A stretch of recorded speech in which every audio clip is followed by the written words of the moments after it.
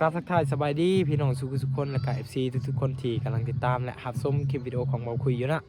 เอาในมื้อนี้ก็เบาคุยได้มีโอกาสที่จะไปเลาะชนบทคือเก่านะทุกคนนี่คือบรรยากาศอยู่ที่บ้านตะลุงกลางนะทุกคนสิพาพี่น้องมาเบิ่งบรรยากาศอยู่ที่บ้านตะลุงกลางเอาติดตามไปนำกันทุกคนนี่คือเส้นทางที่จะเข้าไปโรงเรียนอยู่ที่บ้านตะลุงกลางบ้านตะลุงกลางนี่ก็คือจุดกลางของเขตคุม3นะในเขตคุม3ครับอยู่นี่แหละจุดกลางนะทุกคนแล้วก็เส้นทางตัวนี้นี่จะขึ้นไปอาวองเลยได้เส้นทางตัวนี้เนาะนี่ไปทางนี้แหละขึ้นไปอาวองผู้ไหนเอาจังได้กับภาคพี่น้องติดตามไปนำกันว่าบรรยากาศในหมู่บ้านตะลุงกลางเป็นแบบไหนเบาคุยกันยังบ่เคยได้ถ่ายอันนี้จะเป็นเฮือนที่ข้าเจ้าเฮ็ดยังบ่ทันแล้วนะทุกคนข้าเจ้าก็กำลังเฮ็ดแต่ว่ายังบ่ทันแล้วเอาเดี๋ยวนี้บ่คุยกับสิพาพี่น้องมาเบิ่งบรรยากาศอยู่ที่หมู่บ้านข้าเจ้าก่อนเนาะนี่เบิ่งบรรยากาศนี่ดีขนาดนะทุกคนนี่แดดฮ้อนนี่คือบรรยากาศอยู่ที่เฮือนศาลบ้านซองข้าเจ้าหรือว่าบรรยากาศอยู่ที่หมู่บ้านข้าเจ้านะนี่โอเคทุกคนบ่าวคุยกับสิเลาะไปเรื่อยเห็นนี่เส้นทางตัวนี้ก็คือเส้นทางที่จะขึ้นไปอาวองเลยไปทางนี้แล้วก็จะเป็นเส้นทางที่คนชาวบ้านเขาไปเวียกไปงานนะทุกคนไปให้ไปสวนก็จะไปทางนี้แหละนี่อันนี้จะเป็นเฮือนดังเดิมของข้าเจ้านะเอาจังได้กับพาพี่น้องที่ตามไปนำกันนี่อันนี้แต่ก้อนนี่ข้าเจ้าเอาหญ้ามุงหลังคานะทุกคนแต่ว่าเดี๋ยวนี้ข้าเจ้าก็จะเอากระเบื้องมุงนะแต่ว่าพาเฮือนนี่ยังคือเก่าข้าเจ้าจะเอาไม่สอดไม่เหียเห็ดพาเฮือนนะนี่คนชาวบ้านเดี๋ยวนี้ก็กำลังจะเตรียมตัวไปให้ไปส่วน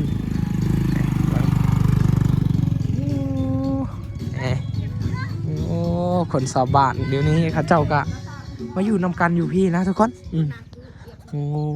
บรรยากาศวันนี้ดีขนาดนะเอาเราคุยกันสิเลาะไปเลยแต่ว่าบ่อยากเข้าไปในนี่นะเพราะว่าข้าเจ้าเปิดเสียงตู้มันจะดังจังอันนี้จะเป็นบรรยากาศอยู่ที่หมู่บ้านตะลุงกลางนะทุกคนสิ่งที่สะดวกที่สุดในหมู่บ้านนี่ก็คือน้ำนะทุกคนน้ำนี่ข้าเจ้าเอามาแต่ภูพุ่นใดนี่ล้างถ้วยล้างจานหรือว่าข้าเจ้ากินก็จะเป็นน้ำตัวนี้เลยนะทุกคนนี่ไก่เฮือนเลยนี่เบิ้งล้างยังล้างผักหรือว่าล้างยังก็อยู่นี่เลยเอานี่เบิ้งเฮือนซานบ้านซองข้าเจ้านี่โอ้คือบรรยากาศอยู่ที่ในเมืองนี่บ่ได้เห็นแล้วนะเฮือนแบบนี้นะทุกคนแต่ถ้าอยู่ในบ้านนอกนี่ยังลายอยู่บ้านนอกนี่ยังลาย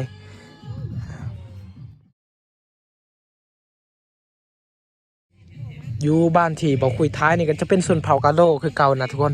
ส่วนเผากาโดนี่บ้างส่วนเผากาโดนี่อยู่เวียดนามก็มีส่วนเผากาโดเนาะนี่เบิ้งนี่เหือน3 บาท 2ข้าเจ้านี่บอกคุยกันหลอกไปเรื่อยนะทุกคน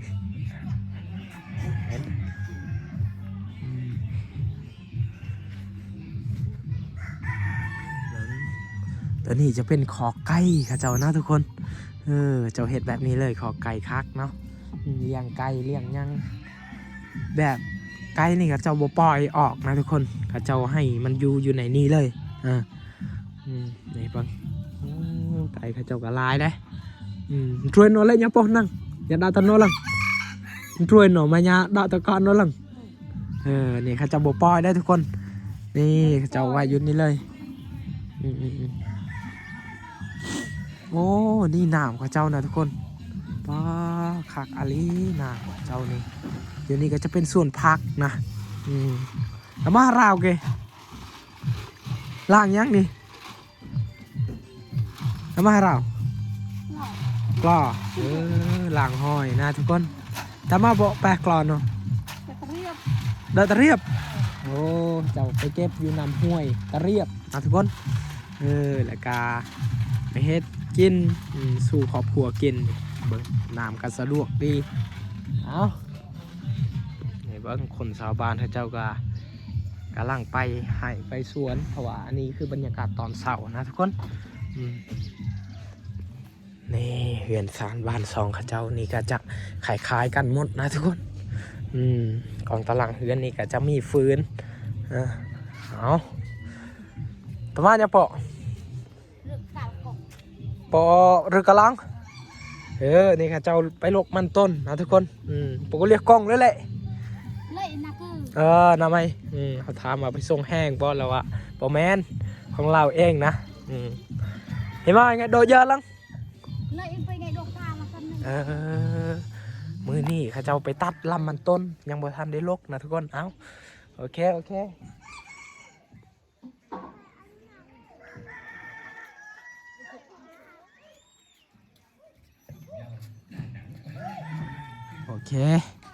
เราคุยกับจิเลาะไปเรื่อยไปลุ่มพุ่นนะทุกคนบ้านทะลุงกลางนี่มีหลายอะไรนะทุกคนเลยก็จะเป็นกวางอะไรนี่อยู่นี่ก็จะเป็นสุกสลาของกลุ่ม3เมืองสมุยไทยสารวัตรทุกคนถือว่าอยู่ในหมู่บ้านตะโลยบ้านตังกวนตุงอุลังหรือว่าสมุย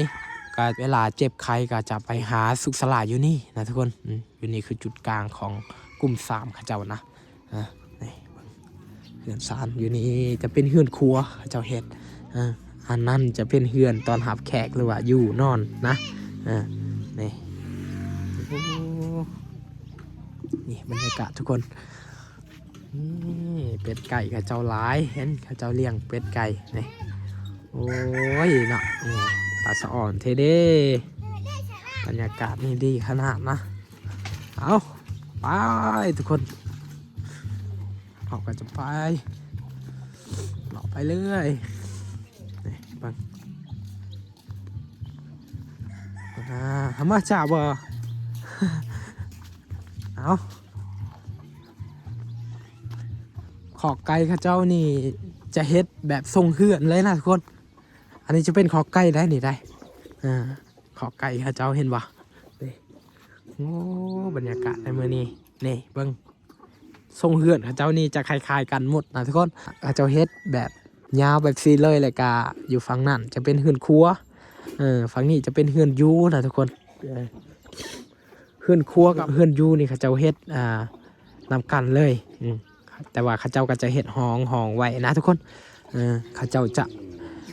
บังไว้ระหว่างเฮือนยูกับเฮือนครัวนะเอาสวัสดี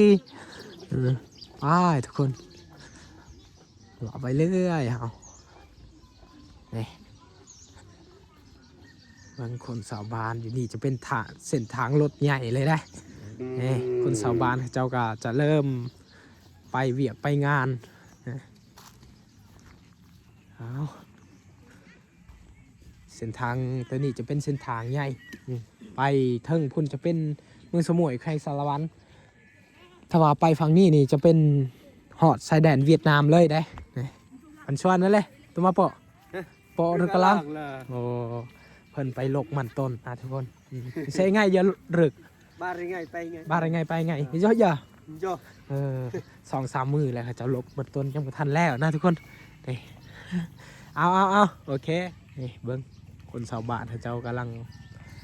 ไปเวียกไปงานนี่อ่องกระพาเลย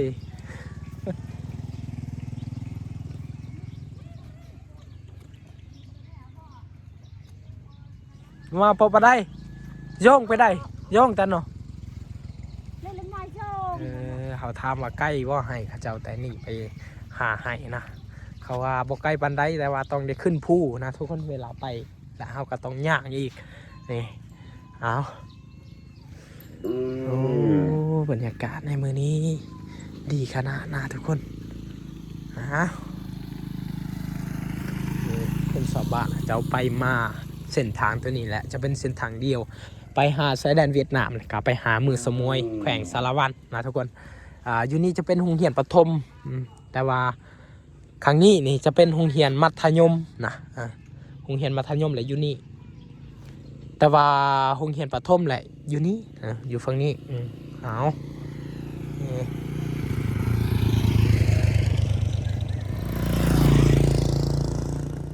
รรยากาศวันนี้ดีขนาดนะทุกคนบรรยากาศวันนี้เนาะถือว่าแดดวันนี้ก็พอดีซิวๆหอนกับบ่หอนนะทุกคนพอดี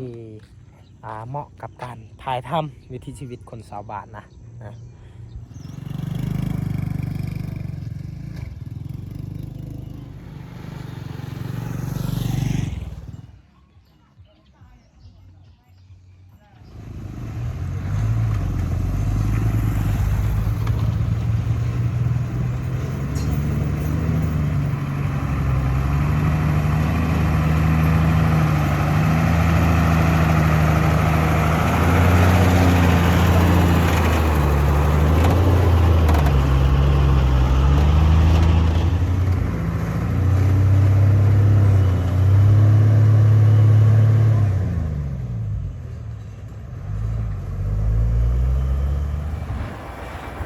โอเคทุกคนนี่คือรถใหญ่แกะขอบแกะคลองนะแต่ว่าบอลนี้ก็คือบอลที่ยากที่สุดบอลที่ยากที่สุดอยากให้พี่น้องติดตามไปนำกันว่ามันจะไปได้หรือเปล่าเนาะ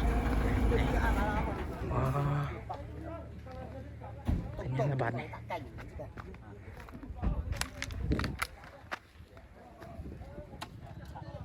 นี่เบิ้ง